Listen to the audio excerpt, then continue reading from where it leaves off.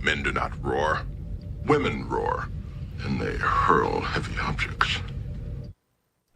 1, 2, I will open 2, 3. They say resist is futile. That individual is out of style. It's a simulation, not a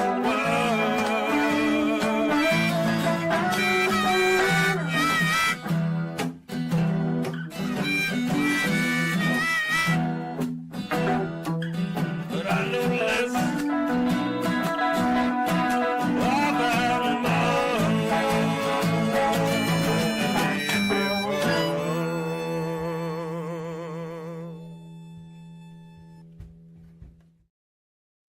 Hello and good evening. Star Trek The Next Generation, Season 2, Episode 10, The Dauphin, is over, and it has been since February of 1989, but we're just getting started here in this April of 2025 as we continue our mission here on Live Long and Podcast to watch every episode of Star Trek The Next Generation and talk all about it. I'm Dave Mader.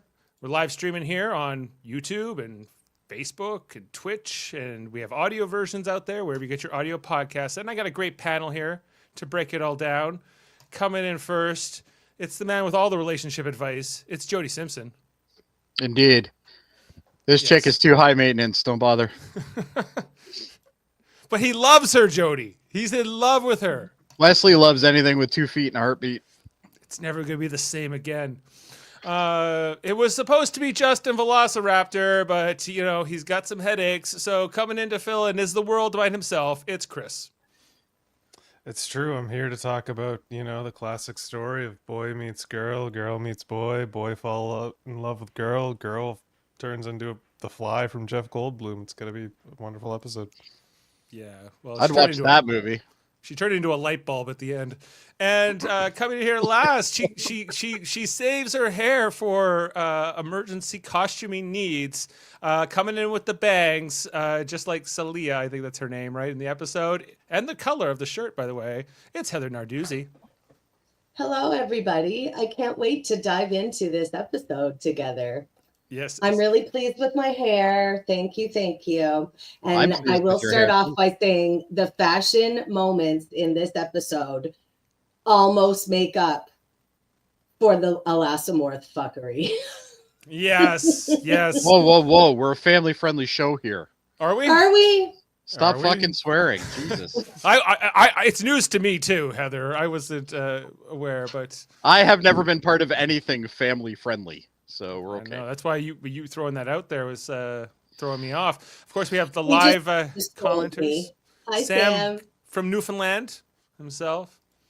What you got going on in your life, Sam? You got a Tech Prep Monday. It is a free online intro to software development. Well, good luck. Excellent. I hope you make some good software out there. Congratulations. Get onto it. We went such a dip. We went into such a... To go from the measure of a man into this is a big jump in quality. The measure of a man is the anomaly of season 2. So I don't know. Like I was looking ahead to next week, and we got the Contagion episode, which I kind of think is a good not episode. as good as Measure of a Man, though. Well, fair. I mean, that's a very high bar. Yeah, The Measure of a Man is like one of the best episodes of the show, arguably. Exactly, yeah. Listen, I was waiting for dolphins this whole episode, and I was disappointed. No one. Dolphins. Not even one. One dolphin. And according to the blueprints for the Enterprise D, there are dolphins on it. So you know, we never see them, but they're there. Yes. This was the 36th episode overall of the series, directed by Rob Bowman and written by Scott Rubinstein and lettered Mlodinow. In this episode, the Enterprise must transport a young head of state to the planet she is to lead, and Wesley Crusher falls in love with her, or something. And she's protected by a treasure troll. You got to remember that too. Anya, as played by Patty Edwards, amongst other people. Yeah, spoilers, of course, if you haven't watched this episode from 1989. But we're and realistically, why are you on YouTube? We're gonna The dive girl who all played into it. Sally only had like 6 acting roles. It's kind of like I looked into Oh, it. It was like, Jamie Hubbard. Yeah, she doesn't have like a link here on Wikipedia, so she must not have been a big yeah, I name. looked up that she had 6 acting roles. Last time she acted was in '95. And apparently, she went on to run a like psychotherapy clinic in Los Angeles. I bet after having a look Maybe at that it's chick like- in the troll outfit. Oh man. Maybe it was like primal scream therapy. She turns into the monster and goes, ah, right? All right, the That's mating call. probably it. Well, you gotta remember, women make that call. That's right. I think I just did a pretty passable Klingon mating call. I think I Absolutely. could attract like a Klingon 8 with that. Yeah, I think you could. But you got to throw 70. the heavy objects as well, Heather. That's how it Yes, goes. yes. Well, as long as they bring the love poetry, I'm ready. Yes, and So they're ready so to on the duck. scale of Klingons, what would Worf be? A 2. Worf's a stone cold 10, obviously. Of Look, course. Yes, of What a- course. Oh, you know, don't You even may get impress started. me. Yeah. Come listen, on. if he could court and win the heart of the formidable Jadzia Dax, he's a 10. That's true. He did win that over. Well, he was less incompetent on DS9. I'll give you that. It's And just the hotter. He was way hotter on romance, or this is DC9. Wesley's first love. Yeah, I don't think he's had a romantic interest. Like he had that. We haven't hit the game yet, right? There was Because in the that's episode when- Justice where they remember they wanted to execute him. Before, Yeah, I was gonna say, wasn't he flirting with the flower? he was kind of girls? flirting. You remember he was telling the girl about the baseball bat, the thickness and the length. Is that the and one where he falls into the flower bed? flowers into the Yeah. flower bed, yeah. Yeah, just look at the flowers, Lizzie. But yeah, this is his kind of I don't know, like And Ashley Judd. Ashley Judd. Yes, but she has, Robin Leffler. And that that's hasn't in the happened game the first time we meet her, isn't it? yes, and then she Yes. comes back for one more episode. She, I think, yeah, after she had that. 2 episodes. Yeah. Yeah. Mhm. I'll say this about this episode. You know, it's got a couple scenes and a couple moments that I think are pretty good. But overall, this episode for me drags. You know, it's kind of like I'm still looking for the plot. I haven't found The it yet. plot is Wesley wants to give her his pudding. I wasn't ready for that. Sorry.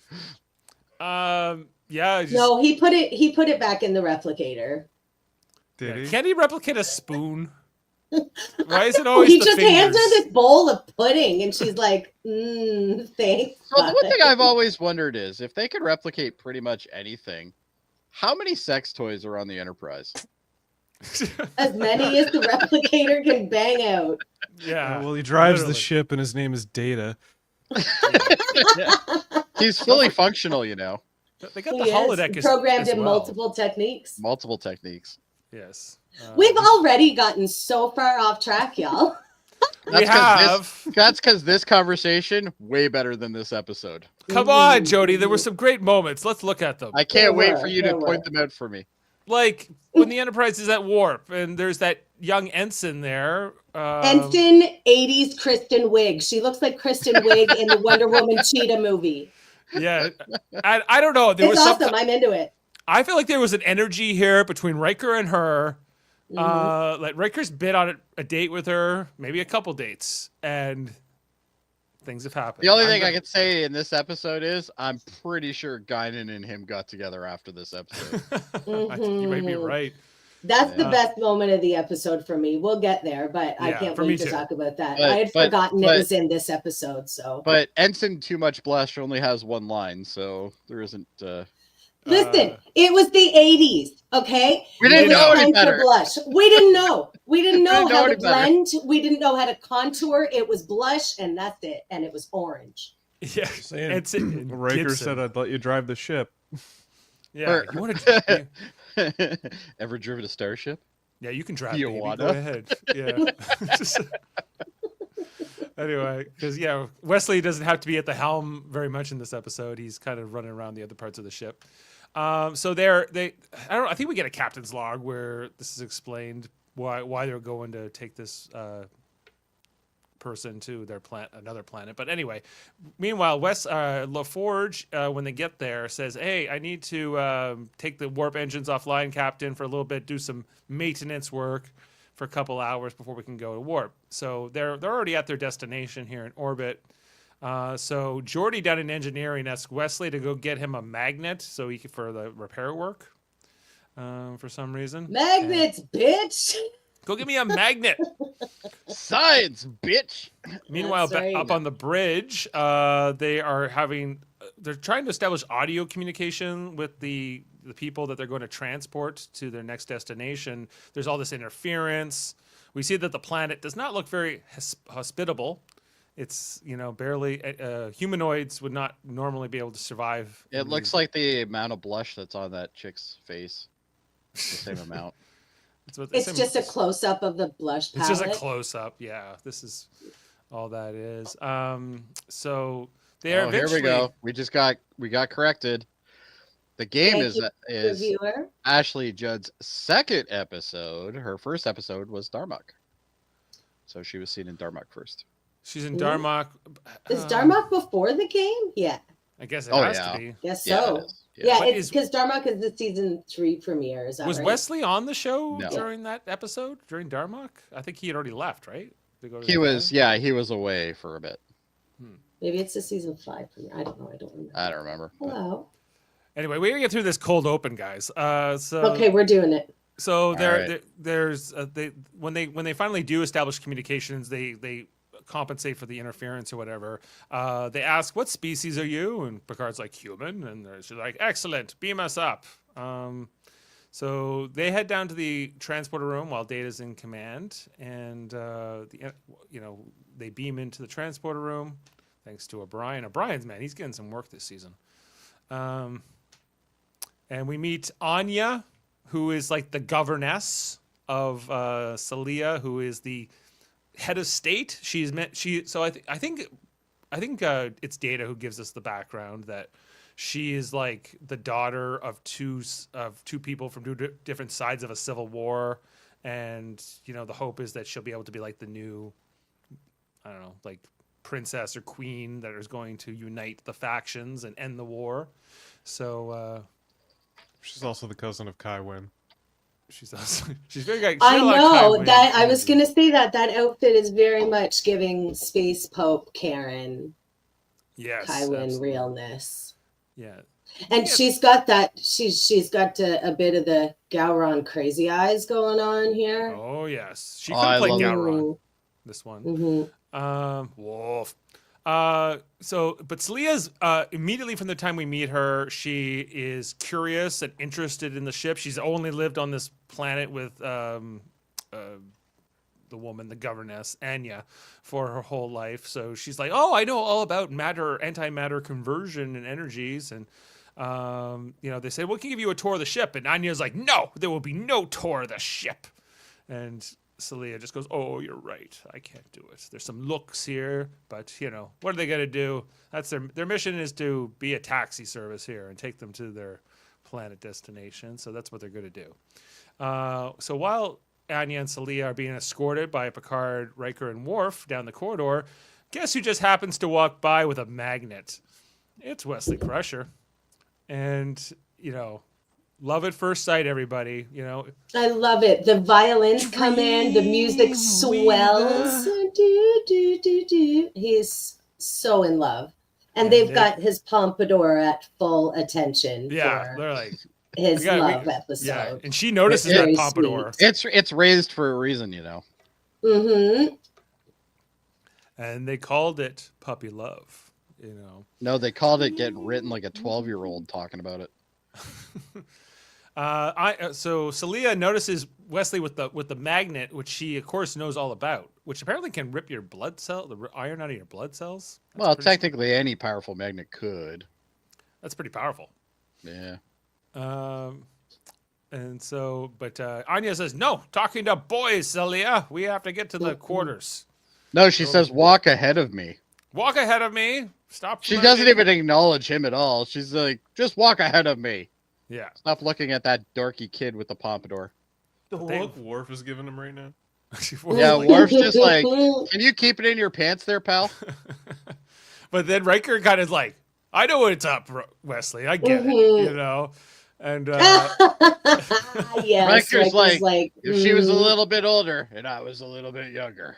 yeah, that's and Riker's like, I don't know, she's some head of state or something. Like he's the first officer, he should know.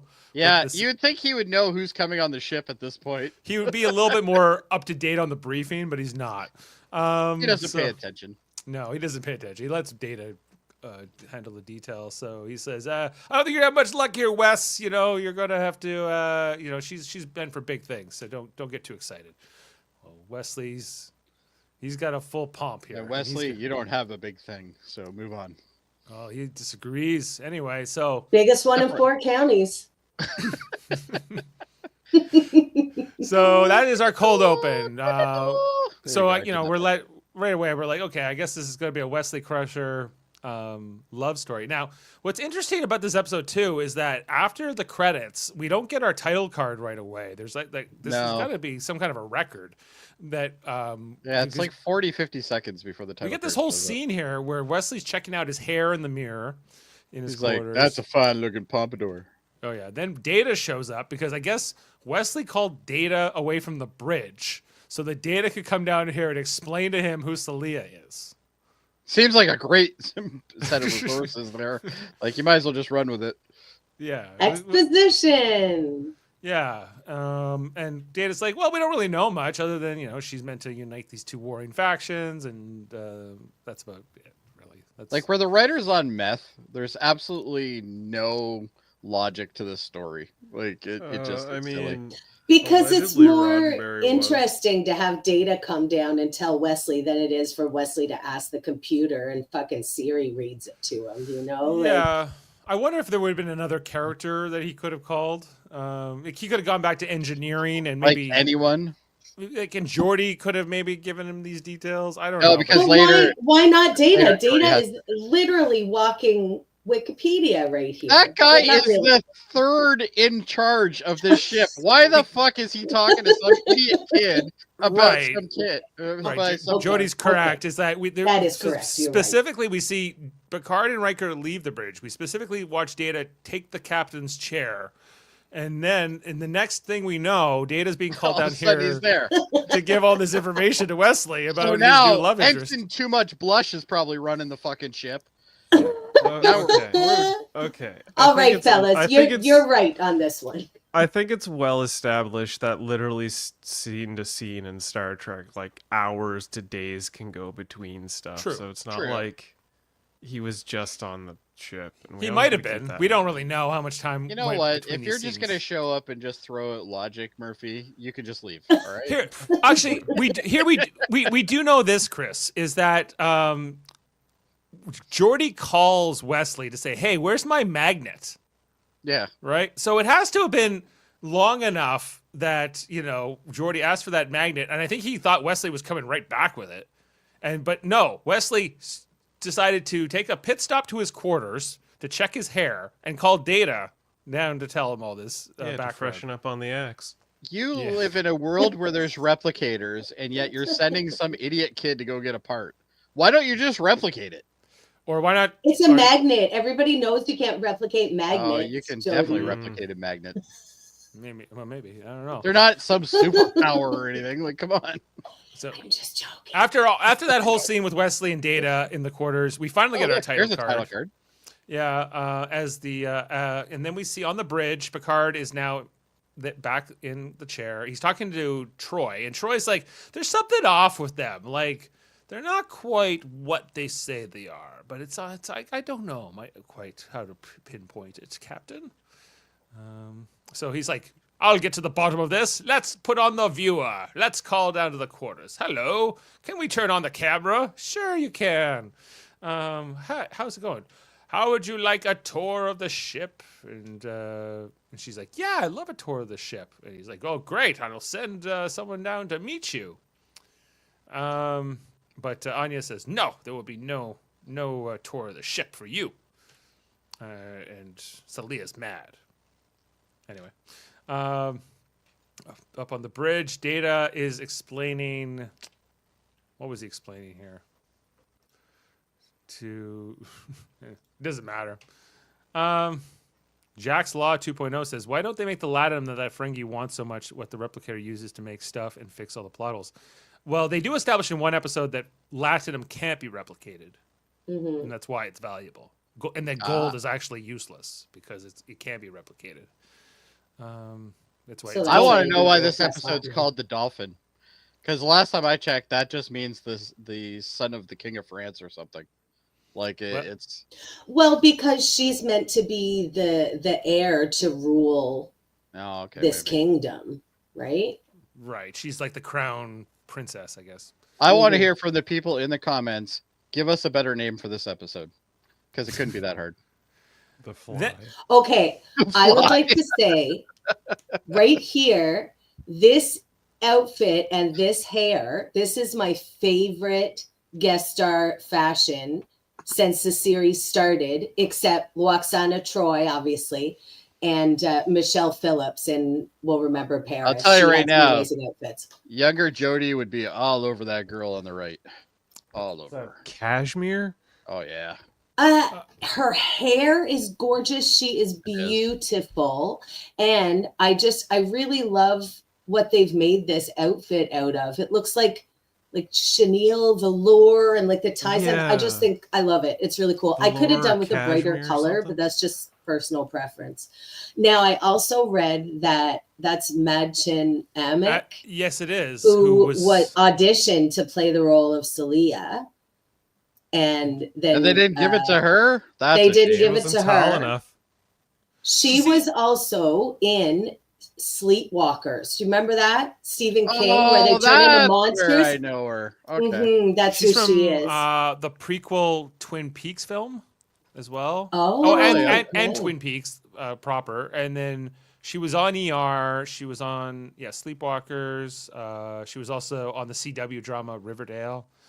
Oh my. So she went on to have a more successful career than the one who ended up playing Celia. Jamie maybe that worked Hubbard, out well for you her said then. maybe not since 95. Right. But yes, what a beautiful young woman. And I love this hair and costuming. She's just gorgeous. I agree.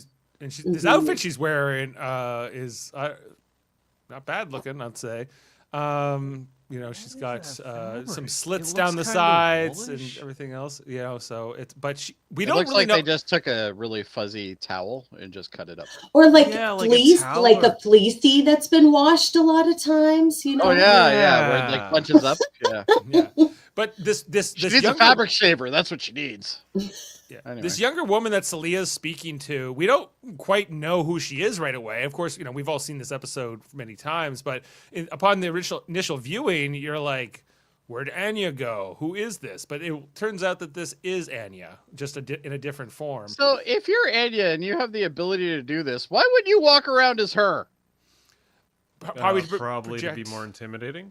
Yeah. I don't know if the old one was more intimidating though. Are you telling me you've never been around an old lady and not been intimidated? No. Even when she got them crazy eyes. Like there's Crazy some eyes, old baby. ladies that'll give you the heebie-jeebies if you're in the right space. That's true. Well, so I guess she's choosing to be this younger version to be more relatable to Celia, to be more of a friend in this conversation than to be an authoritarian, I guess is the idea. When they were down on the planet, were they just in their natural state all the time? Were they just in like walking light bulbs, basically? And So run around like Ewoks down there, I guess. yeah, maybe. And so there's all this other discussion within the scene where Celia is like, well, I'll have to go there and try to unite them, and how will I bring peace? And Anya's just like, you'll figure it out. Bring a gun. Yeah. You'll get it all figured out.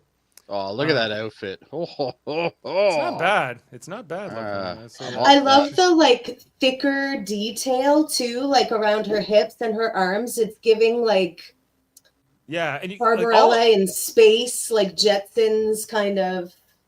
It's got all these Futuristic. like openings like down the side of the leg Yeah. here and down the back and in the front, as we already have seen. So yeah, it's an interesting outfit of like It's in really sharp. costuming of the episode. But then all of a sudden, she turns into this Treasure creature troll. who, like a troll thing. It's so unsettling too. I don't know if we. It's too much. I don't think we see this transformation like in real time. It's like I feel like Anya like leaves, and then all of a sudden this thing is here, and we're like, what? Well, What it just happens kind when of you let a gremlin grow up. cuts the sheen. Yeah. Anyway, Don't get her wet. Mogwai.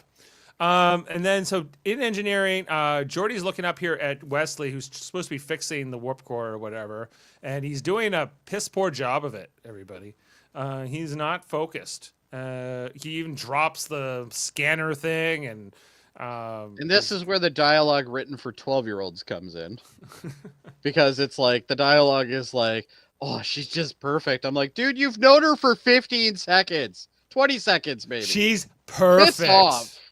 And Jordy's like, maybe you should take the rest of the day off, and get Maybe the you hell should out As go a of put a man who's bag been of turned frozen down by peas many on you. women, I know you should take the day off. Yeah, because whatever setting Wesley has it on, This he's is like, getting sad. he's nearly breaking the warp core, I think, in the process. Even though he's supposed to be a child prodigy, so that's not really working. Yeah, but you can't work when you've met somebody in a corridor for 37 seconds and Who you're could? obsessed with them now. Like, Yeah. who can work after that? Right. She knew about magnets. Everybody.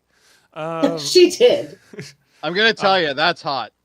It's And then really hot. Jordy's like, "You're out of here, man. You're off for the day, and use the ladder." He says, "Use the ladder," and then Wesley like does that whole slide down the ladder. That's where you get. You to know, see he saw Riker do that once, and then he went in the holodeck and was like, "Make me a ladder," and learned how to slide down it with nobody. So did his 'cause it's zipper cool. pants just like pop open No. halfway there? So- No, That that's is- how the pants are That is made. designed.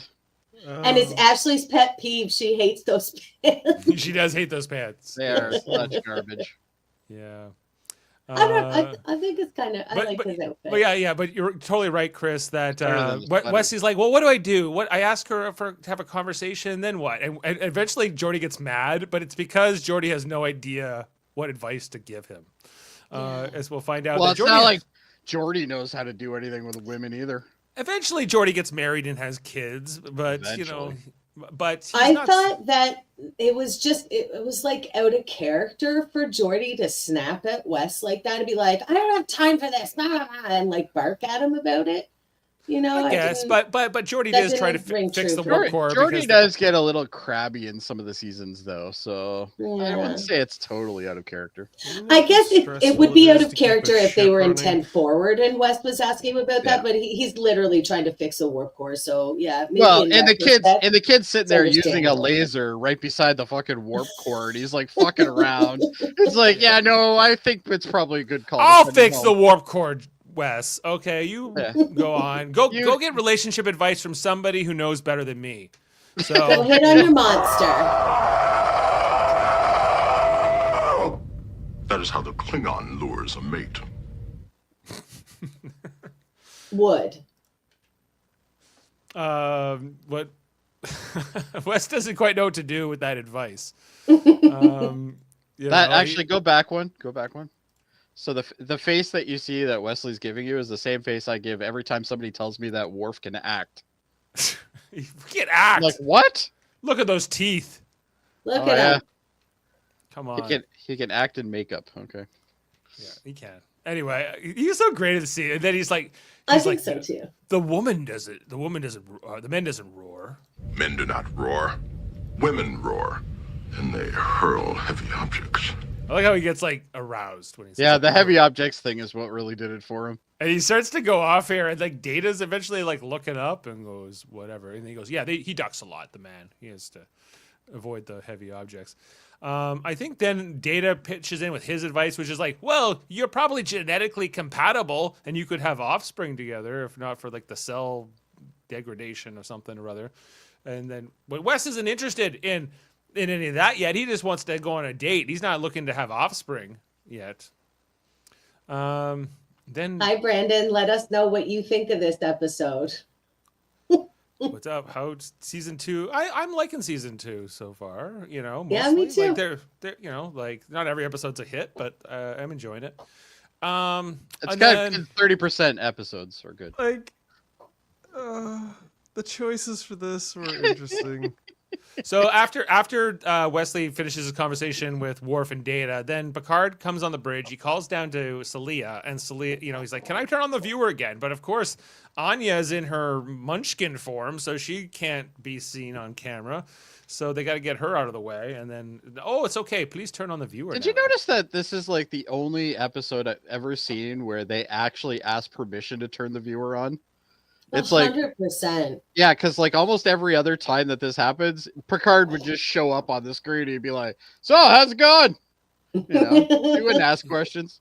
Yeah, the other thing we're also told here is that these quarters that Celia and Anya are in are normally reserved for admirals. So I think this is just a redress of Picard's quarters, like without like maybe the desk and stuff. I'd imagine, yeah.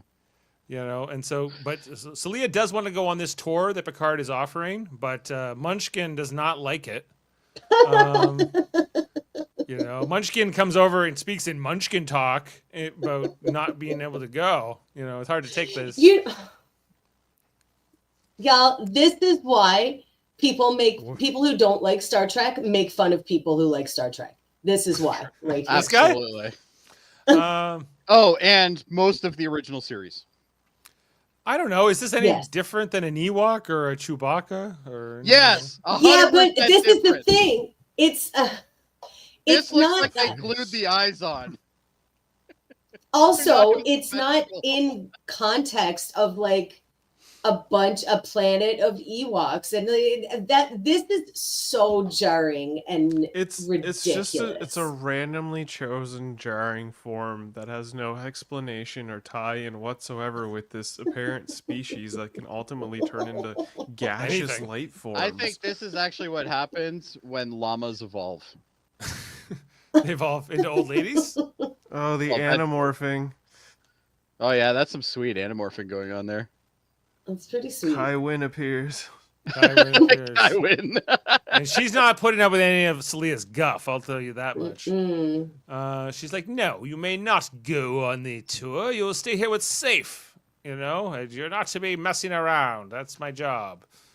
The Worf shows up to take them on the tour, but she's like, "She's not going. I will be going on the tour."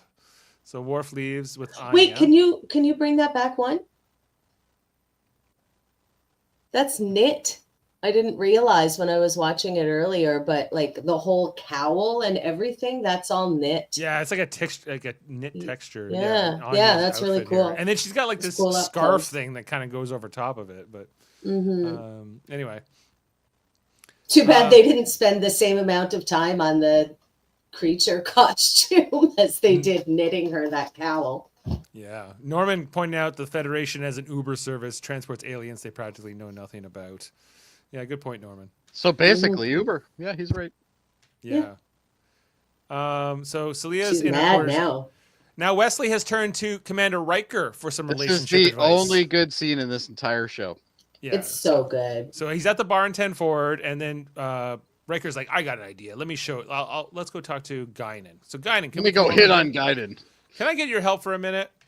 And I don't know if we've had a scene with Guinan and Riker before this. I think this is the first one. And they made her hat extra elaborate for this one. Often it's just like a flat back, but it's got piping and like it's still not nearly as big as the hat and that one hat she wore, the one that's like bright purple. That one was insane. So anyway, she looks beautiful, and it's totally, this scene is great. Carry on. The scene's the best one in the episode. I think it's probably all of our collective favorite, I'm guessing. Where Riker's like, "Say you're the most beautiful woman in the world," but then he goes, "Oh, maybe that won't work." And then Guinan's like, "Yeah, it would. Keep going," And then she's like, they get into it. They start getting into this flirt scene. He's like, "You won't believe how long I waited to tell you that. What have you been waiting for my whole life?" And they go back and forth for a good minute, I want to say, or 2 minutes in this scene. Wesley's like looking. I love when she says, "Shut up, kid." Yeah. And by the end, they're so into it. They're just staring into each other's eyes. And he's like, "I gotta go. This is gonna get nasty." He's like rolling his eyes throughout it. And then finally he says, "I don't know if this is helping." And she just kind of... I love, she looks them up and down and goes, "Shut up, kid. Shut up, kid. Shut up, kid. I'm enjoying this. Shut up." Yeah. And there's genuine chemistry between the two of them. Like, it's excellent. I love it. No, it was a great scene. I love it. Like, Whoopi, every time Whoopi Goldberg is in the show, it's great. There's no real bad moments with her at all. Ambulatory Bird, is this the first time we see the Riker maneuver? I definitely noticed because he did do the Riker maneuver. He did. He stepped over the chair. Yeah. But is this the first time we see him do it? I don't think so. He definitely does it. I'm gonna look. Man. No, it's maybe the first time in 10 Forward. I know he does it in Picard's office for the first time, I believe. Yeah. But I can't remember him doing it in 10 Forward before this episode. Anyway. I don't know. Anyway, like, even if he hadn't said anything yet, if he walked up to a table I was sitting at and did that, I'd also be like, hello. What do you have to say? Tell me more. Shut up, Wesley. Get out of here. I'm flirting with Riker. Anyway. Then we go to engineering where Jody's trying to fix that thing that, Wesley was helping with earlier. Worf shows up with Anya to show him. He's like, hey, there's our chief engineer and he's fixing stuff. And she goes, why are you fixing things? Like this, Anya reminds me of my grandmother quite a bit, just like, why are you doing that for? It should already be working, And he's like, hey, well, sometimes I have to fix things, Jody says to her. She's like, well, if you knew what you were doing, you wouldn't need that. So let me come up here and see. Now she's really reminding me of my grandmother as I'm talking through this. Also, why are we bringing mystery strangers to engineering? Well, she's on a tour of the ship, but, the fact that she kind of breaks out from the tour, takes the elevator up here to tell Jody off. Well, Worf is like, I don't know. I was just to show her around. And she's like, it shouldn't be broken. And Jody's like, well, once in a while, I have to fix this. And she's like, you could be trying to kill us right now with some kind of radiation. He's like, our computer would detect that. She's like, unless that's broken too.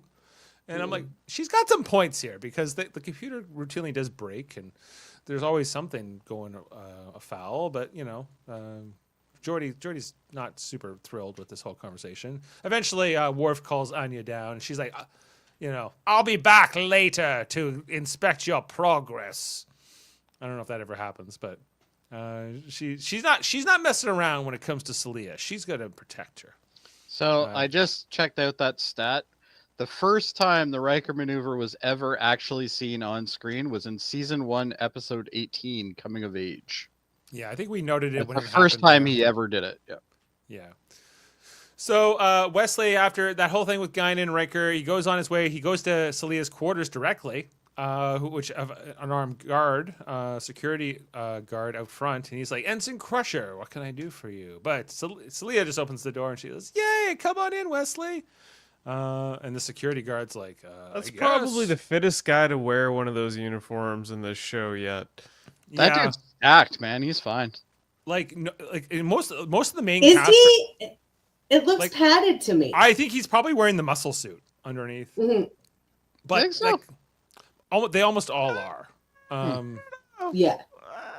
Maybe not. That one looks pretty natural to me, but if that is his natural physique, he works out. But anyway, it's Ransom.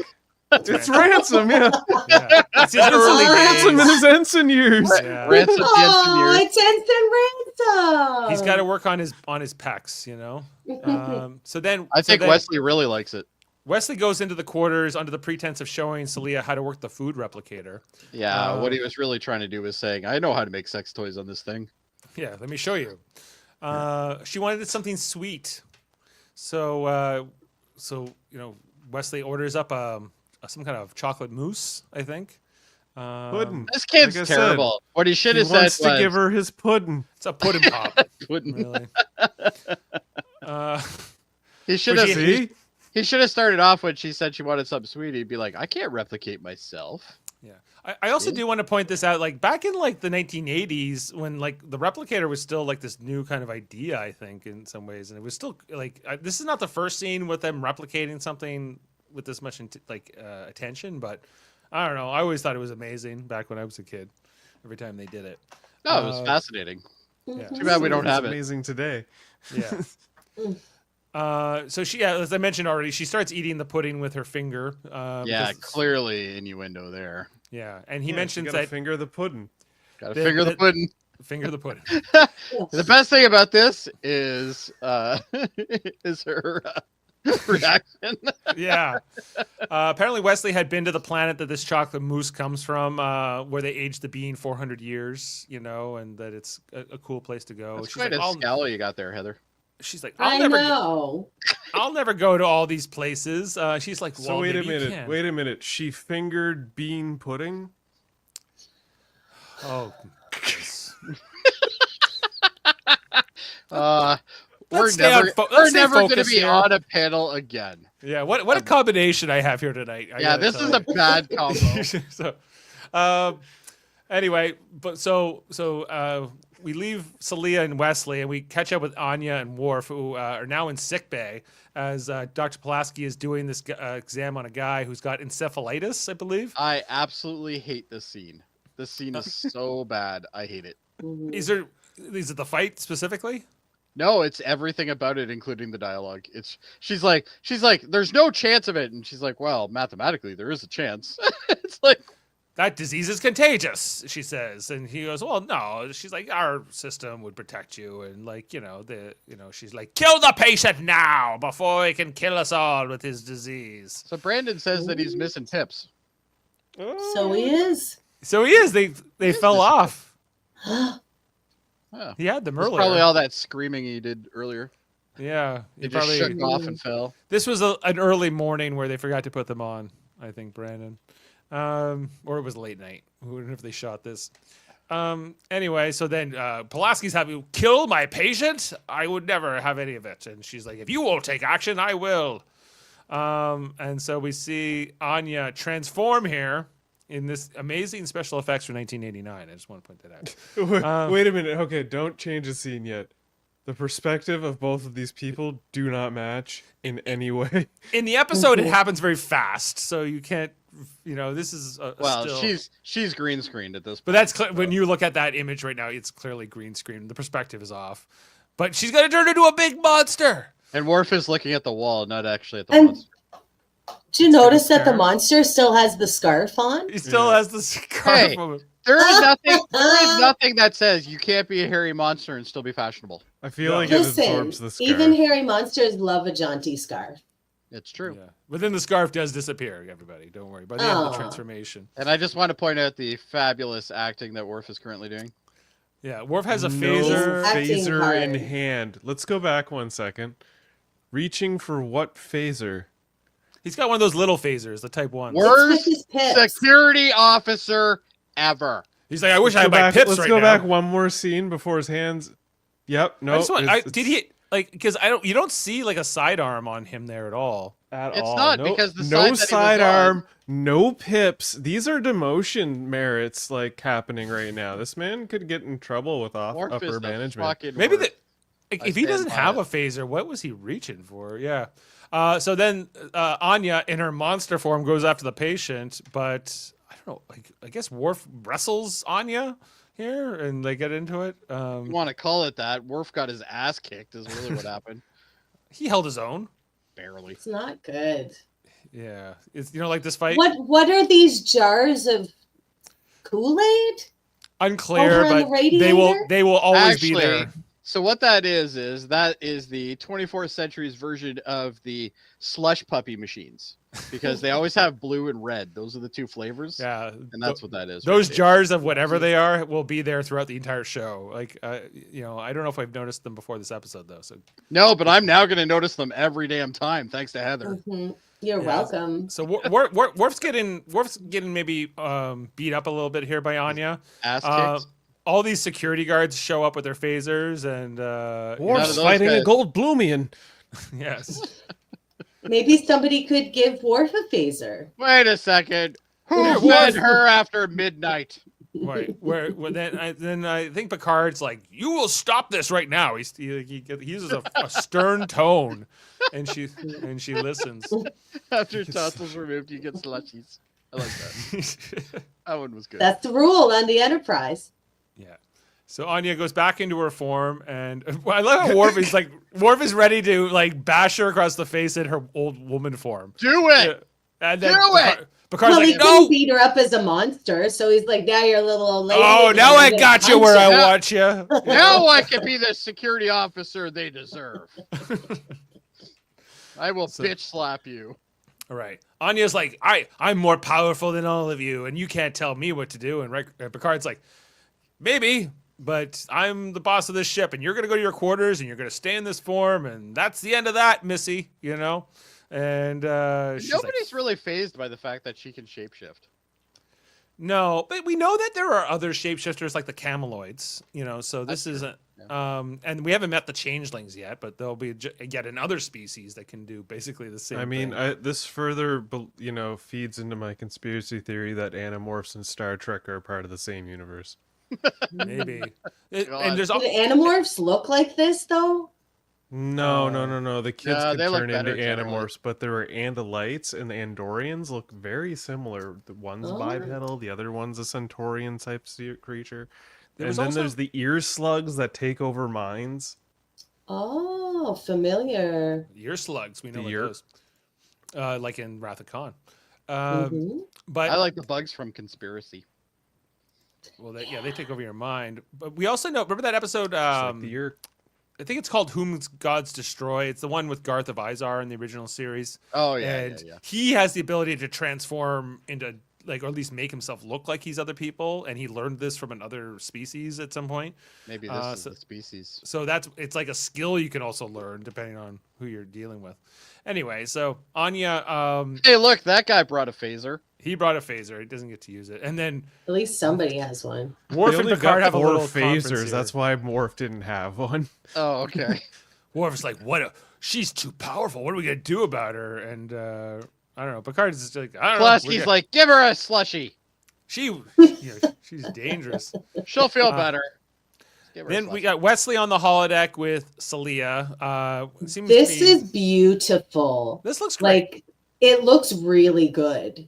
Yeah. I found, especially maybe it's also in contrast to how shitty the previous scene looked. This Maybe. looks beautiful. This No, is this looks lovely. cool. It seems like a nice place to go on a date. No, I guess. painted backgrounds, blue screened are very good. It kind of reminds me of that scene we had in the Orville the other night, Jody, where they were going to the holodeck and looking at these Orville amazing... does FX amazing. They do it really good. Well, it's 40 years later.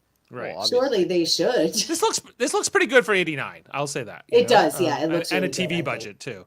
You know, and then I think Wesley takes them to. He takes her to like an asteroid belt sort of thing, and you know This looks pretty good too. This looks pretty good too. You know. I think that, like, me personally, I would freak out. I mean, I don't know about you guys, but have you ever stood on the edge of something high? You ever get that feeling? Yeah. Are you I know, I telling wouldn't me like you it wouldn't either. just immediately get that feeling if you're on an asteroid in space, even though you know I it's a did that. hologram? I did that. Not if you were with Wesley Crusher. I did that walk around CN Tower thing on the outside. I will never do that Yeah. again. It's terrible. You Oh, did no, the it's edge awesome. walk? Yeah, I did. Yeah. Jody came back in with his britches filled. Oh, dude. I I swear used to God. to At that work point, I'm like, for- can the glass floor just be shattered? Like, come on. I worked for the CBC for 10 years and I worked with the transmission department. So there's a transmission base in the CN Tower and it's above the observation deck. So I've been to like the highest part of the CN Tower in the observation deck, and there's actually a door to the outside. And they told us that in like the 60s and 70s, people just used to open the door and smoke.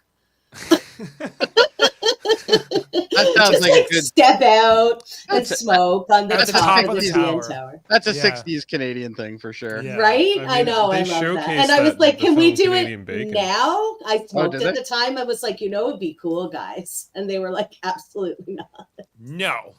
It's No. not allowed. Anyway, asteroids, I think maybe I would be a bit freaked out. Yeah, it's cool. Oh, Brandon's mom's got a thing for Worf. My Ooh. mom swoons over Worth. Well, there you go, Jody. Somebody's impressed, you know. Well, you know. Brandon, can your mom make this sound though? And Brandon, if your mom can make that sound, tell her to call me. Anyway, so then there's this whole scene where after Worf escorts Anya back to the quarters, where she's like, "I'm more powerful than you, you know. You can't face me." And he's like, "We'll see if we ever fight again. I was caught off guard. I'll have my guys with the tasers get ya." Yeah, and she's like, "You're weak, and you can't stop me." She almost reminded me like the villain from the first Mortal Kombat film.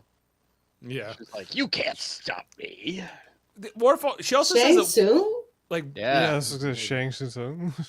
She's like Worf, the film female Shang Tsung. Worf says, "My job is to protect the whole ship. You don't need to worry so much about Celia." She's like, "I have to protect Celia." No, from everything." she's figured out that her fucking security guy can't even carry around a weapon. So yeah, okay. He's got his pips back, everybody. So Oh, that's good. Oh, Yeah. good. He must have found them. they Maybe were on the next he floor. can get a favor. They were in the trailer. Yeah. Soul spine. The The other guys don't got pips though. There's this quick kind of in between scene here with Picard and Deanna Troi, where they're kind of Did talking. anybody forget that Deanna was even on the show? Yeah, but like now that they know that Anya is the shapeshifter, and that and Deanna explains like she whatever she is to Celia, she thinks of herself as her mother or her protector. So, and Picard's like, "What's more dangerous than a mother protecting her young?" Just then, This is when Deanna looked good. she always looks good. Oh, season always 1, looks she good. looked terrible. I mean, They always had her with the stupid crap in her hair all the time. Not Now the they whole just time. got like the Sources. band and Yeah. way better looking.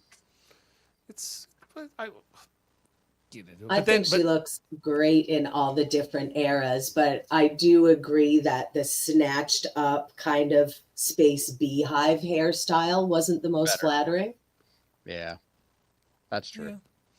Yeah. I think at the end of the scene, Anya calls to say, "Captain Picard, I can't find Celia. Where is she?" "She's in 10 forward with Wesley Crusher." She's looking for more pudding. Well, she's gonna get Oh no. it. Don't worry, Pudding. because literally Whoopi Goldberg shows up with 2 bowls of pudding. Right? With At 2 least bowls of pudding. And you know what? They have spoons in them They have because spoons she this is an time. excellent hostess. Yeah, I She's don't like- think we. Use your spoons, you animals. Do they actually eat it in this scene? I don't I think they just talk about it. I don't think they actually eat a bite of it. No, that I don't think either one of them eat anything. Yeah. Anyway, see, so the spoons are an allegory for safe sex. Oh, okay. oh man. I like how he This jumps show in has on layers. video. He jumps in on video just to say that. I love that. I know. say Yeah, that, he's yes. like, yeah. That was well timed. He's like, I was eating Uh, off camera, but I had to come in on that one. Celia gets pretty down by the end of this conversation because she's like, Wesley's like, well, you should come on adventures with me and try all these things. And she's like, I can't. I have to go do my duty and I have to be this head of state and whatever. And he's like, why don't you just come and live here with me on the Enterprise and we can be happy? And she's like, no, you don't understand. And she runs off. And this is where Guinan shows up and says to Wesley, just because a girl runs off does not mean she doesn't want you to follow her. I don't love that advice from Guinan. Yeah. That's how I stalkers mean, like- are made. In this case, perhaps she did want Wesley to pursue her and ask more questions, but like I don't think it's teaching that no doesn't mean no, and you should just keep on her. Like maybe she just wants to go be a monster by herself and not tell you about it. Okay, like leave the girl alone. It was the 80s. We didn't know yet. So, That's a good point. so she runs off and she's literally saying to Wesley, stay away from me. Well, and I think it's And supposed to he be does like, not stay away listen. from me because I'm dangerous or something. For your own good, Yeah. kind of thing. Yeah. Then what did she say at the end of this? I don't know. I don't know. She was whining, and at that point, I didn't care. Yeah. And by the end of the scene where, I think this is where Anya and Picard eventually show up. Yeah. They're like, Wesley, stay away from her. Get away from her. And, She will eat your soul. she's taken off here. And then like, so she's gone. And then Picard gives like Wesley this look of like, I get it. Oh kid. shucks! I just wanted to give her my pudding. I just wanted,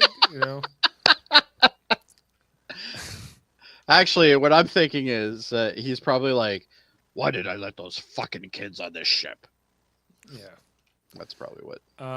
Then we get a time jump here where Jody and Wesley are kind of getting the warp core finally fixed. Why up. does he keep letting him near the warp core? This kid is not stable. I don't know. He's got tiny hands. He can fit in small places. Yeah, exactly. So they have warp drive, everybody. So now they can go to warp, and that's what they do. Riker's looking really rough in that scene, though, eh? He looks like he's been sweating. Go back one more. Look at him. He's like, yeah, it like was an early call. Yeah, He just can't. He just was visiting Riker. Diamond's quarters. Yeah, this is hangover Riker. This was like 7 a.m. on a Monday morning call. Yeah. Anyway. He's looking rough. So they're at warp now, and then Picard calls Wesley to the ready room while they're on the journey to the planet, and he was like, I don't normally get involved in the personal lives of my crew and tell them who they can fraternize with, but, since she's a crazy shapeshifter woman there who wants to kill you if you go maybe near stop Celia, fingering the pudding. maybe you can stop fingering the pudding, and would you refrain from pudding? And Wesley says, yes, Captain, I'll do what you want. And but he's not happy about it. He was looking to stick more appendages. Picard poo-pooed the pudding. Why didn't Picard warn Wesley about Anya's shapeshifting? Yeah, I don't know if it's not clear if he does or if he doesn't. He's just kind of like, this whole thing is a lot more worse, it's a lot heavier than we thought it was. So Wesley, you need to stop. And even Picard's like, I don't like asking him to do that. I want him to be able to. I'm also turning off your replicator access for pudding. Yeah. That will be now restricted for you, sir. No more Jello for you. Yeah. Then we have Anya and Celia down in their quarters where they have another conversation where Anya is more like apologetic in the sense she's like, I mean well, I'm trying to protect you. And she's like, why? Wesley's not our enemy. He's different. He's an outsider, and that makes him dangerous because people who are not your own kind can be dangerous sometimes, is the advice she gives. Then they finally do get to the planet that they're meant to arrive at. Data reports that the atmosphere is very similar to the other planet that they had picked up Anya and Celia on, and that it's got the same interference, which they need to cut through. They finally do establish communications, and I think they're the aliens of this planet, like whatever power source they're using to communicate is more powerful than the entire Enterprise warp core, we're told, too. Don't let Wesley near it. So you think this advanced race of people could send their own ship to bring Anya and Celia here, But yeah, considering there's a couple times during this episode where Anya basically says like, these guys are inferior technology-wise to us. Yeah, Anya's like, you guys suck. We're so much more advanced than you are. Yeah, it's like, well, don't you have warp travel? Like, can you not just get your own damn ship to go pick this up? Yeah, you'd think. Anyway, They were in the neighborhood. They were at the convention. There was a peace treaty meeting with the UFP. Right? Because we find out they don't have much of a relationship with the Federation. The Federation doesn't clearly know much about them. They certainly don't know that they're shapeshifters before. Well, you might as well bring them onto your ship then. Yeah. The head ship of the Federation. Then we catch up with Wesley, who's playing some form of chess battleship, I think, in his quarters, but himself. Sad battleship. I would play the hell out of this Saddle if this ship? existed. My favorite thing in the world is that electronic battleship set that I got. I love that thing. So much fun. Yeah. You sank my battleship. It looks like it's got chess pieces on a battleship. It does, though, yeah. Yeah. Anyway, so then, Celia shows up to talk to Wesley. She snuck out, and she's like, Anya doesn't know I'm here. She's sleeping right now, and I'm thirsty for some Wesley Crusher. Pudding. Tell me about tell me about your sweaters, Wesley. Oh, hello, Kitty. That's what Wesley said. Yeah, the good Wesley liked it too when Celia kissed him. Mm-hmm. She's like, what about get that? Nobody picked that up? Okay. Yeah. Oh, yeah. I wonder if his shoulder pads are ribbed for her pleasure. Jesus Christ. Oh my God, what is happening here? This really good looking alien monster thing has shown up here. Oh. And Look at those eyes. I now see the reference to The Fly. It's pretty close. Yeah. Let me show you my Jeff Goldblum. And I like how it's Wesley so tries to good. be all chivalrous here and get between Anya and Celia, and it's like, I'll protect you, Celia. And his but- pompadour even fell down. Yeah, falls down. And then we see Celia turn into some other kind of a monster here. Let's watch this transformation in a few frames. Oh my God! It's like the dog in a wig. I'll tell you right now, Oh. Wesley dodged a bullet here. Yeah, Oh, for some I reason, have you anything know to what? do that. I know where I saw this guy before. He-Man and the Masters of the Universe. It's I a was just different thinking that. face. But yeah, it It's a looks slightly like, different face, but yeah. yeah, I think, but yeah, the was same that kind of guy's body. I can't remember his name. Beast something, Beast Beastor? Man. Yeah, It was Beast Store. yeah, something like that. This Anyway. is rough, y'all. Then we get like this. It's almost like Godzilla and King Kong fighting here. He's got a furry ass. Yeah, but then the fight It's de-escalates. a two-piece. You can tell it's a a top and a two-piece bottom. monster suit. Yeah. Yeah, it's got a top and a bottom. Absolutely. Oh, and can we just note that Wesley, this like future dorm room frat boy decor that he's got here, it's like a pyramid with a glow stick in it. Yes. I don't think we saw that there in the opening scene when he was. No. checking us there. Hey, This is what he does every when, frat Mom boy's moves gonna have out. a nightlight, man. Yeah, I wonder, like, when Beverly comes back to the ship, does she move back in with Wesley? I guess she does. Right? No, No? Mm-mm, there's too much pudding. She can't move back in there. She gets her own quarters. She's after the Picard pudding. Mm, She's tired of cleaning up after all his dry socks. good God. God, But these socks can stand on their own. Wesley's a little disturbed by this whole incident where he sees Celia shape-shifting. Yeah, I would be too. As you would be. Yeah. There's this quick scene here where, they Look arrive at at the that planet. Worf is sent down to get Anya, and we see that they've now put a force field around the door of their quarters because somehow Anya got out of the quarters, probably by turning into an insect or something really small. So now they have to like seal them inside the room. Can't you just go like into like the rafters and go over? Oh, probably. Like she can, I don't know. They got force fields, Jody, so they're. Oh, okay. Sorry. It's force fields, Jody. It's science. Okay. Yeah. So So that's it. I like this comment. A furry flea sack. yeah. Yeah. Then we get this scene here where Celia's leaving. Anya says, "I'm not coming with you. I'm not going with you, Celia.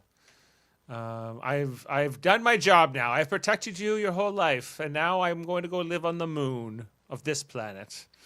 I found some guy who's got pudding Yeah, I found a nice boy with pudding. I'm sure you'll understand. and red and blue slushies. So she's like, I'm going to go off here and do whatever. I don't know. This scene's maybe one of the most boring for me in this episode. Pretty boring. This scene's the most boring for you in this episode? Oh boy. No. I can handle the B-rate monsters sometimes maybe more than other people, but anyway, so Celia takes off, and then Anya is now escorted by Worf to another transporter room. And they have kind of like this warriors respect moment with each other where she's like, I would have liked to have fought you again, but on the same side. I think we're very similar, you and I. He's like, I know we are. I think Worf is turned on. He is. I think he's into her. Oh, yeah. Yeah. I think she's into him. She Uh-huh. brought it the right way. One Look at- well-placed look yell and something to hurl, and they'd be all over Wait. each Well, other. he wants her Wait. to turn back into the monster, though. Yes, Brandon's definitely. mom. No, he's not into this old lady version. He wants the monster. Is this Brandon's mom? It could be. Whoa. What did he say? If my mom could make that sound at Michael Dorn, he would laugh his head off. Or would he? Or would he? Yeah. Oh no, that's not it.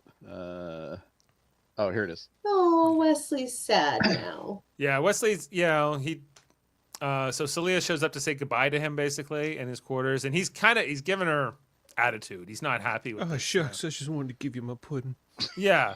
Was it fun pretending to be a humanoid, I don't know. Like, there were some parallels with this I couldn't help but draw. Like, it'd be almost like, you found that somebody's not quite who they say they are when you go on a date or something like that. And, I mean, it's understandable that he's upset. Hi, Lindsay. She's not a lesbian. She's a shape-shifting monster. Okay. She's Listen, the talking trans about you. allegory is going over everyone's head. Will should have just gotten and had his lovely evening and become the rickshaw master. It happens to the best of us. Yeah, I didn't know I didn't know quite how to phrase it, Chris, but you put Sometimes it you got to take one for the team. It's just that simple. Yeah. I've been there, you know. Yeah, good to know. No, the one in the gray shirt.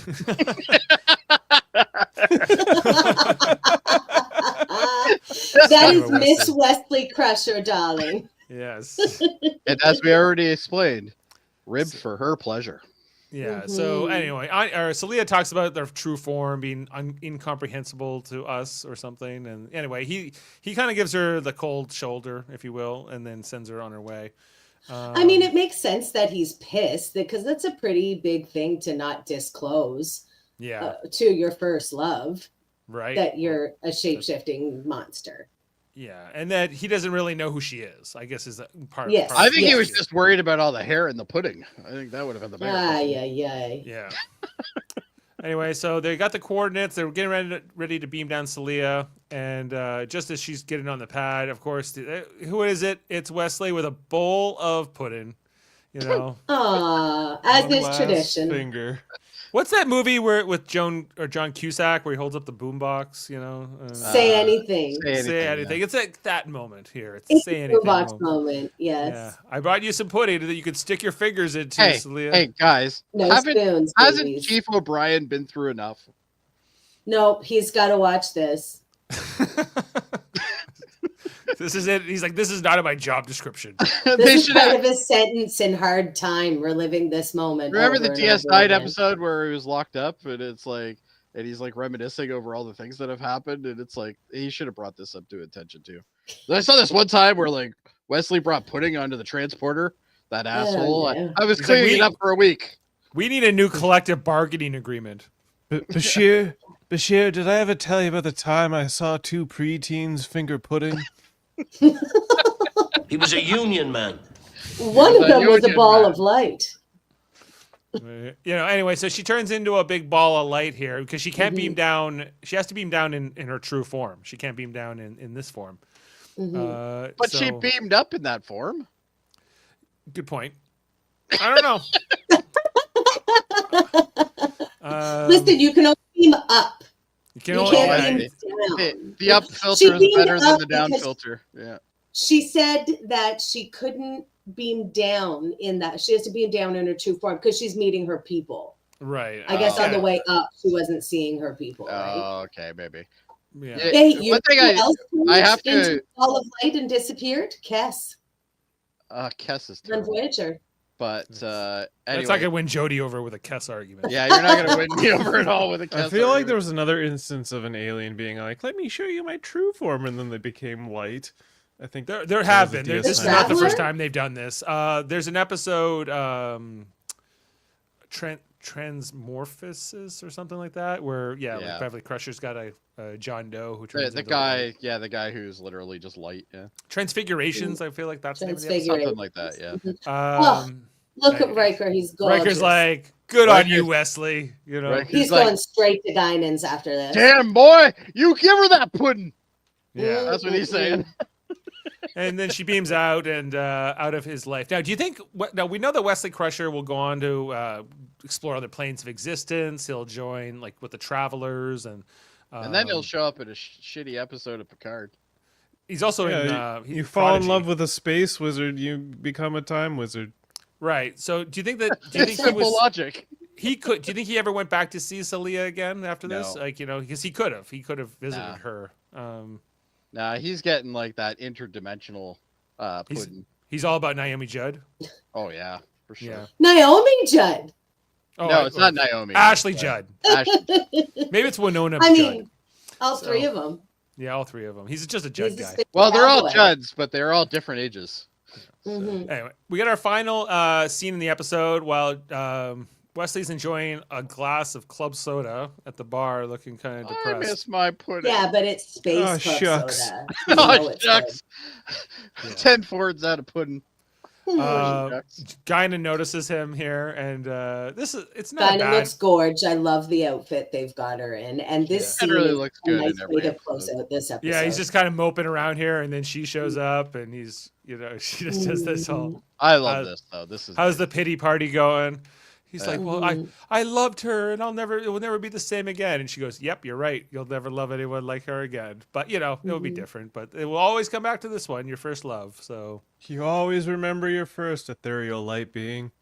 yeah, It's You always true. remember your first pudding experience. right. And I think this time Whoopi Goldberg is like what, in her 30s, right? Like I don't think she was. She's probably she's 31 at this point. Yeah, Wow. she's gorgeous. She looks fantastic. Yeah. Mm. Yeah, but she seems so much more mature and so much more wise and like anyway. Well, she's in a scene with Wesley Crusher. Well, that's it. That couldn't be too hard. That could be part of it, but Yeah. And also, I think like the way that she plays it and the way that they wrote her and the way she modulates her voice and everything really lend a lot of gravitas to her. And you really do feel like she's old. I think a lot of old people soul. didn't give Whoopi Goldberg credit for her acting ability. I think she actually Yeah. had really good range. yeah, well, she's won Tony Awards and Oscars and everything else. She's she EGOT. She's got an EGOT. I'd say she she's was gotten actually some credit. 34 at this 33 or 34 at this time actually, but yeah, anyway. So she's certainly been given her flowers over the years, but at the time, I mean, she was arguably the biggest movie star in the world at the time. especially after right? Ghost, I'd say, yeah, which is not till the She following. won the Oscar for that. Yeah, I think actually Jumping Jack Flash was probably the one that got her on the board. Mm. That was a pretty popular movie. She was a big star at that point, and she really does help this episode, which I think we all feel is like if it wasn't for Whoopi Goldberg, maybe it's Whoopi Goldberg and Guinan Riker. wasn't in it. Yeah, Guinan and Riker scene is fantastic, and like the scenes that she has with Wesley, and that's what really makes this episode. Picard is a walking saltine cracker in this episode. He barely has any good dialogue. Yeah, Yeah, and it's a- Brian had better acting than everybody else in this episode, for the most part. It's a Wesley episode, What are you gonna do? All right, let's get into our trivia before we get to our ratings in this episode.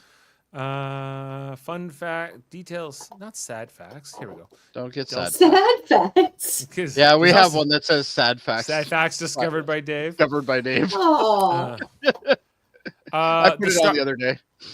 Yeah, the starfield shown in the background as the Enterprise D departs the Daled 4 is a mirrored image. The right side of the central vertical axis is a reflection of the left side. This is similar to what was used for the starfield on the bridge of the original Star Trek pilot, The Cage. Wesley Crusher's superconductor magnet prop, slightly modified, appears again in the Voyager episode Prime Factors as the spatial trajector matrix. is that the same one where Kes turns into a ball of light and disappears? Because that would be a great coincidence. It's not. But No.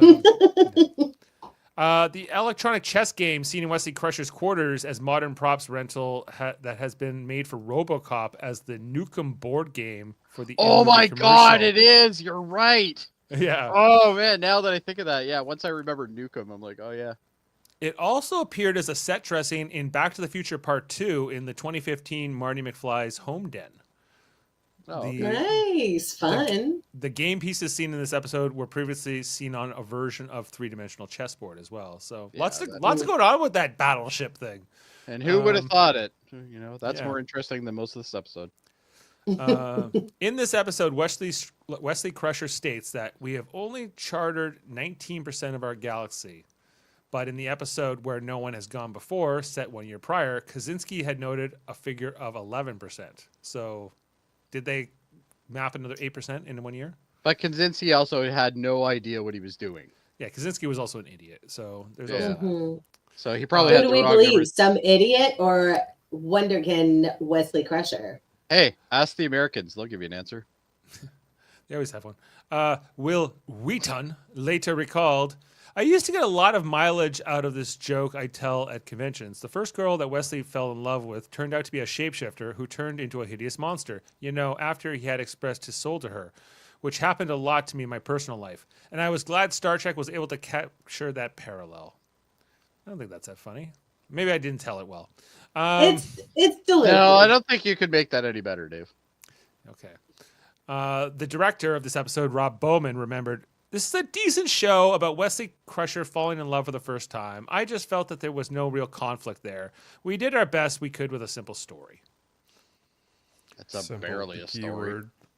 Yeah, They did their best, everybody. Be easy on it. Morris Hurley commented, "Again, we're dealing with a monster show, and we don't do well with monsters. The idea was good, but the execution didn't work. If we had more time, I think that show would have been better." Man, I they feel didn't like do well with everything I monsters read on about. an alien Sorry, show. Chris? I said they didn't do well with monsters on an alien show. No. I feel like everything I read about Morris Hurley is either that he was a dick to the women on the show, or he's making excuses for why some episode didn't turn out great. That's like everything. Have you I ever read watched about an him. interview with him? No. I recommend it. There's a documentary that he's featured in a lot. It's called Chaos on the Bridge, I think. It's all about the early seasons of TNG. And you just get a real vibe for this guy really quick from those interviews. Is he a dick? Yeah, He he seems is. like from everything I've read. I don't think he's the biggest dick ever, but he's got good big dick energy. No, but not in like the sense. No, that's the opposite. Okay. That's not what Small that dick means, energy. Dave. Small dick energy. Yeah. You got to be careful with the placement of that, because you say that guy's such a dick, but then you say that he's a big dick energy. Then he's suddenly it's a compliment. I don't know. I've heard both those things come at me. Yeah. Okay, and last fact here: the asteroids were volcanic rocks that Dan Curry, the visual effects supervisor, had purchased from a local building supply store. He remembered, "I took a bucket and carefully selected each rock for its appropriateness as an asteroid. One of the guys working in the supply yard got very curious, watching me pick up these things one at a time. Finally, he came over to me and said, 'Hey, man, I've never seen anyone so particular about rocks as you.' When I explained what they were for, I wasn't sure if he thought I was crazier than he had thought in the first place." So, to be a set designer. I love that. On it. Okay, guys, let's get into our ratings. 1 sec. I just have to unhide the Chris. You have to unhide me as Just well. he has to close all his porn tabs and pudding tabs and open up. It's his all put pudding. pudding tabs away. I Pudding wonder if there is a hub.com. porn site that specializes Pudding in pudding. hub. Rule 34, baby. If it exists, there's porn of it. It's true. Pudding hub. Please. No, they'd probably just call it Pud Hub. All right. All Oh no! Don't call it that. right. So Would you like some pud? Oh, boys! these are the dirtiest the theme minds. song, and the theme song would be like do do do do do do do. No. No squirting here, guys. This is a serious Calm show. down. This is serious business. We're I am rating the never Dauphin coming on now. another one of these episodes. I'm telling you right now, it's not happening. Sounds like you already did. I think with you and Chris, we got to keep you guys separated. You do. You make them sit on opposite sides of the classroom. Bad Yeah, boys. that's where we're headed here. All right. Heather, please start us off with a rating. Okay, so I'm just getting far enough away from them. This was not good. One way. My How rating not is good was it? boo. This was terrible. But there were some really fun scenes in it. I love the Riker and Guinan scene, obviously, because I think they're both gorgeous and sexy, and it's a bisexual's dream to watch the two of them flirting. So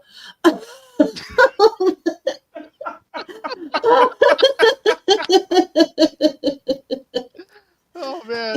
and you would know, Lindsay, about the creator of Cake Farts, Okay, your favorite I am bookmark going to website. go. Sorry, before we get into the seriousness of the ratings, I just want to say, Okay. Lindsay, you are welcome to come on this show anytime you want. It's not even my show, but I'm going to invite you anyway. You're welcome. Good. Okay, so my rating is I give this a 6. Okay, 6. It's not good, but like I just looked up and I gave Loud as a Whisper a 6.5. So like Norman gave you it know, 1.5. I'm not very consistent with my ratings. It's okay. Norman gave it 1.5 chocolate fingers out of 10. Well, Yes. That's not great. That's not a high rating, Norman. But and That's not how chocolate fingers. we're coming off a particularly strong episode here too, in The Measure of a Man. So it's and this is not as strong. We think we all acknowledge that. It's So, not good. I'm Chris? gonna give it 2 fingers and a pudding. Is that just a 2? So or like is a 3? Yeah, just 2. just 2. Just a 2. The pudding is Just 2 worthless. fingers and a pudding. Okay. Jody?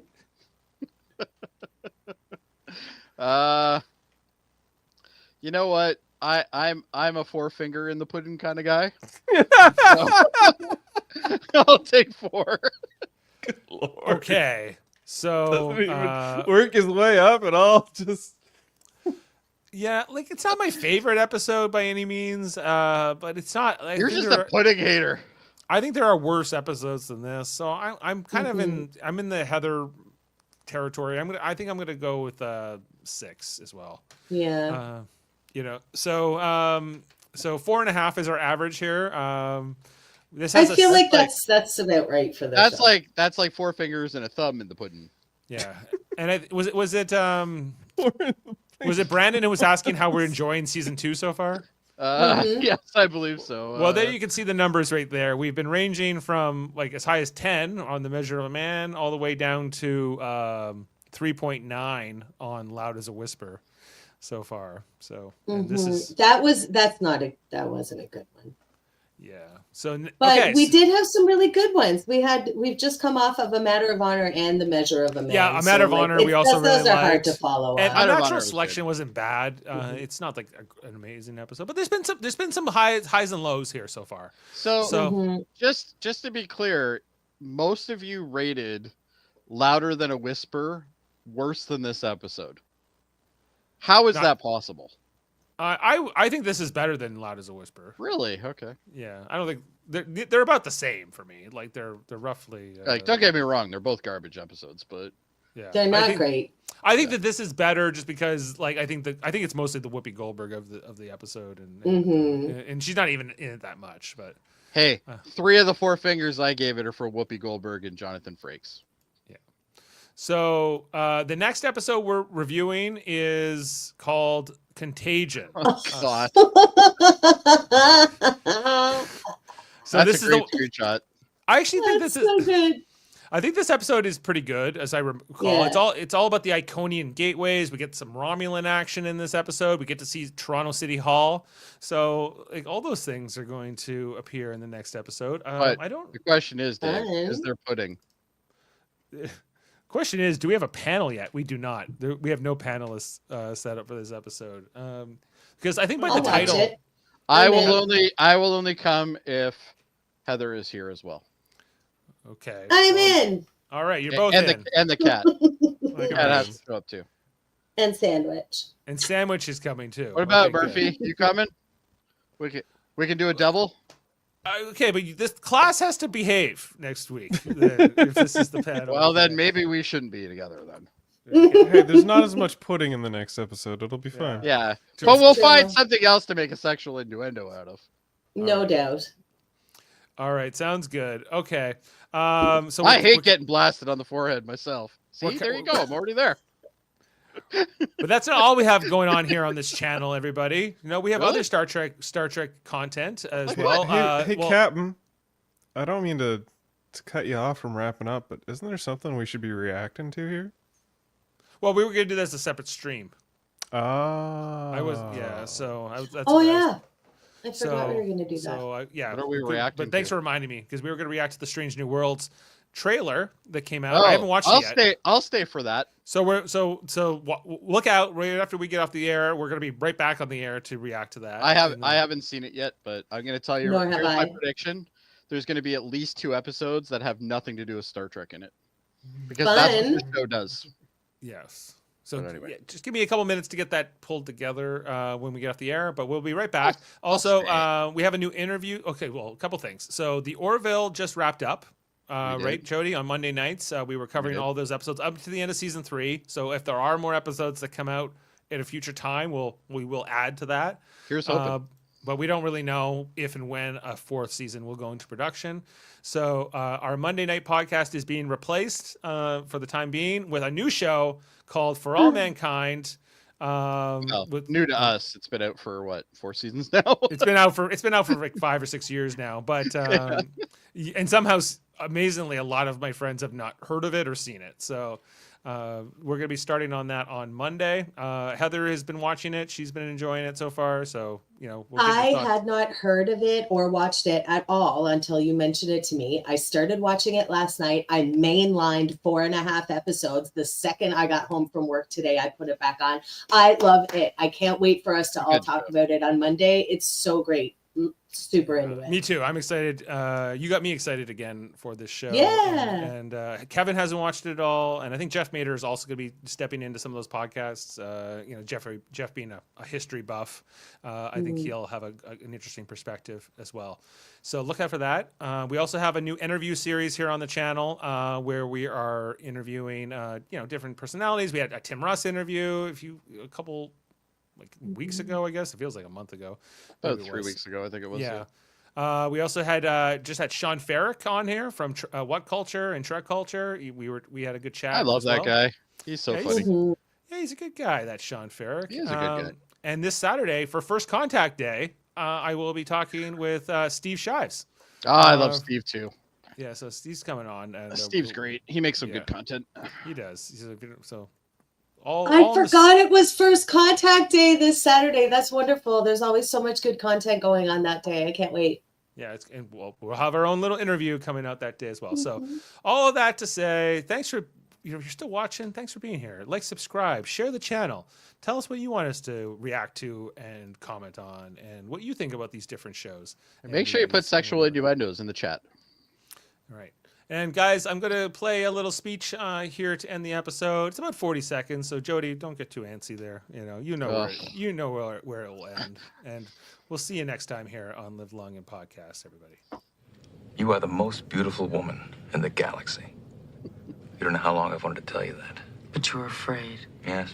Of me? Of us, of what we might become. Commander? Or that you might think that was a lie. Maybe I do think it's a lie. And you think I'm not sincere.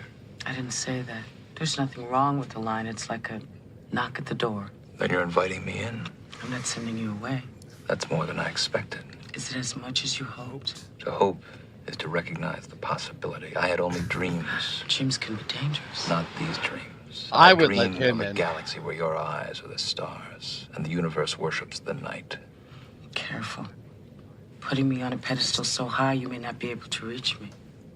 Then I'll learn how to fly.